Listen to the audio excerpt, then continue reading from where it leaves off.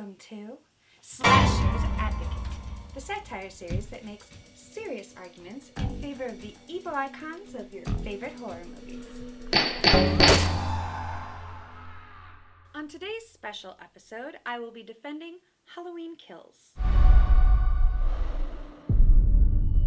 That's right, I'm defending the movie and the entire Halloween universe in general. As a super fan of Halloween, I loved Halloween Kills. Loved it, guys, I loved it. And then I was surprised to find out how polarizing it was within the horror community. Half people seem to love it and half seem to hate it.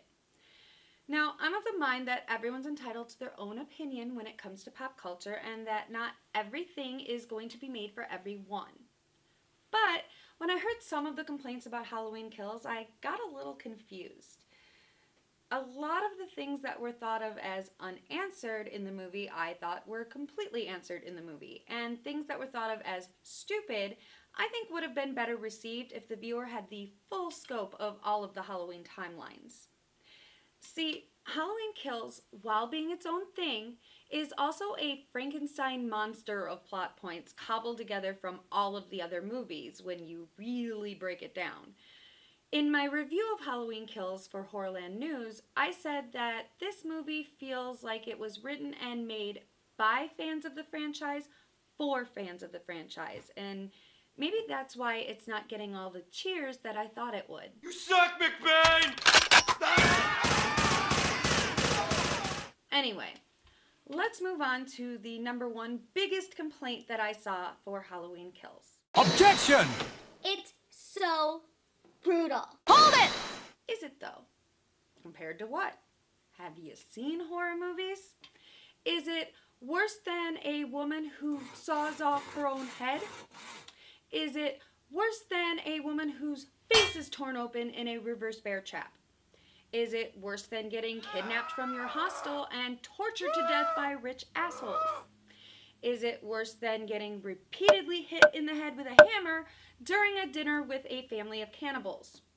Is it worse than sewing someone's mouth to someone else's asshole? Guys, Halloween Kills isn't even the most brutal Halloween movie when you include Rob Zombie's timeline. I don't know if a lot of people who just aren't used to horror decided to watch this movie, but I'm sorry. You're never going to convince me that it was anything other than a normal horror movie with exceptional special effects makeup skills. I mean, they didn't even kill a kid in this one. Not on screen, anyway. Objection! Laurie's too sidelined, just like in Halloween 2. Hold it! Yeah, I think that's kind of the point.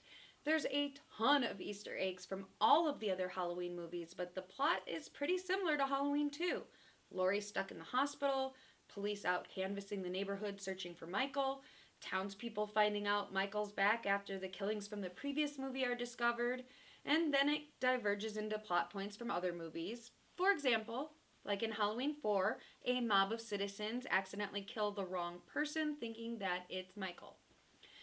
But in Halloween Kills, it makes even more sense than in Halloween 2 that Laurie would be in the hospital. She's older, her injuries are far worse than they were in 1978, requiring emergency surgery this time, and she's left weakened and vulnerable due to her recovery. We already have one unkillable character stomping around these movies. Making Laurie indestructible would be too much. It may suck to have our favorite final girl sidelined to the hospital recovery wing, but it's actually the most realistic part of the movie. Objection!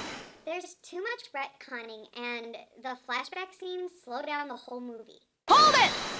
In this timeline, Halloween 2 through Resurrection don't exist. Didn't happen. In Halloween 2018, we're given a brief description of how Halloween night 1978 ends, so I think it's super important that they do actually show us their version of what happened that night. And there's a lot of really important information that's given in those flashback scenes. We learned that Michael wasn't outwardly violent before killing Judith, thanks to the cop who knew him as kids, and that the most important thing to Michael in this timeline seems to be his house, giving us a few clues as to what his issues might be. We see that the Haddonfield Police Department is corrupt and may not be able to be trusted, considering the cover-up of Hawkins' partner's death getting blamed on Michael. We also see that Michael isn't a killing machine, as he easily walks away and leaves little Lonnie alive. And none of this is retconning because there's nothing to retcon. Lonnie was there Halloween 1978. We watched Loomis yell at him to get away from the Myers house. Hey! Hey, Lonnie, get your ass away from there. And the cops were on a manhunt. Why wouldn't one of them have been a young Hawkins, who eventually stops Loomis from shooting Michael a 7th time? And in such a small town, why wouldn't one of the kids who grew up to be a cop have interacted with Michael back when they were kids? Every single flashback scene made sense to me, and I felt that it served the plot of this timeline without ruining the Halloween 1978 original. Objection! If we're discarding Halloween 2, then Michael only killed 3 people Halloween 1978 and then was immediately caught afterwards. So why is the whole town still so traumatized that they form a vigilante mob? Hold it! First of all, it wasn't the whole town. Take a look at those crowds. Other than Allison and Cameron, there aren't a lot of young people there. The people in those crowds are mostly made up of those who are old enough to remember 1978. Or, in the case of the doctor and nurse couple, people who lost friends and neighbors during Michael's current 2018 rampage. And why wouldn't the older people still be traumatized enough to want vengeance? I mean, sure, it's easy for the younger generation to say, all things considered, there's a lot worse stuff that's happening today, and a couple people getting killed by one guy with a knife is not that big of a deal. shout out Dave. Just shut the fuck up, Dave. Shut up. But that's because they didn't actually live through it. Remember, Haddonfield is a small town where everybody seems to know everybody else. And of the 3 teenagers who died in 1978, one of them was the daughter of the local town sheriff.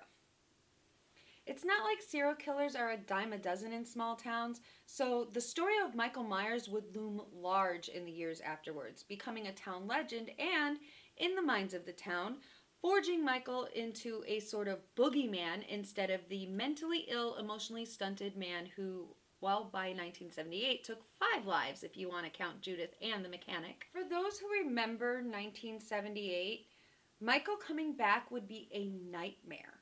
An urban legend monster come to life. Take out Michael and put in Frankenstein's monster. Same thing, only instead of pitchforks, the Haddonfield townspeople come prepared to iron Michael into the ground. The townspeople didn't want to feel powerless this time, and they decided that they didn't feel the police were doing enough to protect them. So, like most mobs made of townspeople, they took it upon themselves to protect their homes and their children. Won't somebody please think of the children? Objection! It's not realistic and downright weird that all of the survivors of 1978 would be hanging out together, especially Marion because she's way older and wasn't even in Haddonfield that night. Hold it! Trauma tends to bond people. Even though they weren't direct targets of Michael, they all came pretty close, and it clearly affected them almost as much as it did Lori. Of course, it makes sense that Tommy and Lindsay would still be friends, and I'm sure over 40 years, Tommy and Lonnie could put aside their childhood bullshit to become adults capable of becoming friends. As for Marion, I guess I just don't get the confusion here because the movie actually answers all of this. These 4 people get together on Halloween once a year as a sort of group therapy in order to celebrate their status as survivors. So it can be assumed that sometime over the 40 years, someone, probably Tommy, put together this survivors group and either invited Marion or she heard about it and joined herself. So those are the 5 big complaints I saw that I felt I had to address, not only as a slasher advocate, but as a lifelong super fan of the Halloween movies. There were other small complaints of varying degrees of validity, but these I felt I had to address in order to ensure that everyone is following this newest Michael timeline. Now, just to show that I'm fair, Here are 2 complaints that I actually totally, fully, completely agree on. First, Anthony Michael Hall was not a good Tommy Doyle. Unfortunately, Paul Rudd belongs to the MCU right now, so we were forced to accept a new adult Tommy. I fully intended to give Anthony Michael Hall a shot because I do like him, but guys, it just didn't work, and I really think it's because we had Paul Rudd's performance in our heads.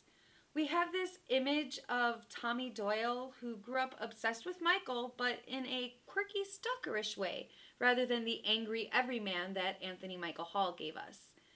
I tried real hard to be neutral, but I just wasn't buying this performance. He did fine, but he's #not my Tommy Doyle. Second, Loomis doesn't look right. In my review on Horrorland News, I said that his appearance was a bit uncanny valley, and at the time, I wasn't quite sure how they pulled it off, but I had guessed that it was an actor in makeup with a bit of CGI. Well, I was almost right. They took an actor and did an amazing job with makeup, but the end result is just short of realistic. I think it's because Sam Loomis is such an iconic character, and we all know exactly what he looks like. The acting and makeup were well done, but they couldn't quite capture Donald Pleasance's essence. As to the rest of the movie and everyone in it, I love it. Now, just to be clear, if you hated Halloween Kills, I'm not here to change your mind. You do you, you beautiful little ghoulies. 'Cause, you see, the thing is, when it comes to me, I'm close up to 4 levels of in when it comes to Michael Myers. so while I can understand that some people will call Halloween Kills a bad movie, you will not ever get me to say anything other than that I fucking loved it. Take that! Guys, I love pop culture discussions, so if you disagree with any of my points, or if you have any of your own to add, please do so down in the comments. And let's all try to be respectful. Remember, this is all for fun, so there's no need for anger, name-calling, or general rudeness. Let's all be the awesome horror fan community that I know we are. Thanks for watching, and tune in next episode for timeline number 2 of Advocating for Michael Myers.